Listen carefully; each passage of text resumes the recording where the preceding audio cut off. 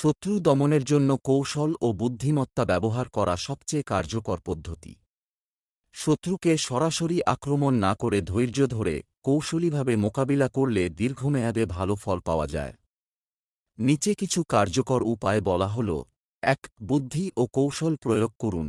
সরাসরি সংঘর্ষে না গিয়ে শত্রুর দুর্বল দিক খুঁজে বের করুন। শত্রুর পরিকল্পনা বোঝার চেষ্টা করুন এবং তার আগে নিজেকে প্রস্তুত করুন। ২. শান্ত থাকুন ও আবেগ নিয়ন্ত্রণ করুন।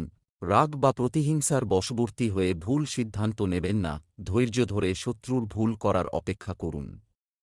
শত্রু দমনের জন্য কৌশল ও বুদ্ধি ৩.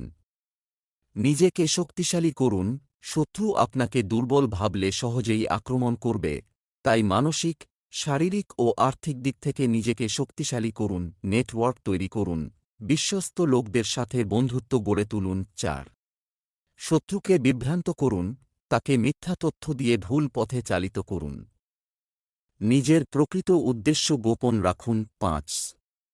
শত্রুর দুর্বলতা কাজে লাগান, তার দুর্বল দিক চিহ্নিত করুন এবং সেগুলো ব্যবহার করে তাকে পরাস্ত করুন। ৭. শত্রুকে বন্ধুতে পরিণত করার চেষ্টা করুন। কূটনীতি ব্যবহার করে শত্রুর সাথে সম্পর্ক উন্নত করতে পারেন, এতে ঝামেলা এড়ানো সম্ভব। আরও বিস্তারিত জানতে চ্যানেলটা সাবস্ক্রাইব করে নিন। ধন্যবাদ।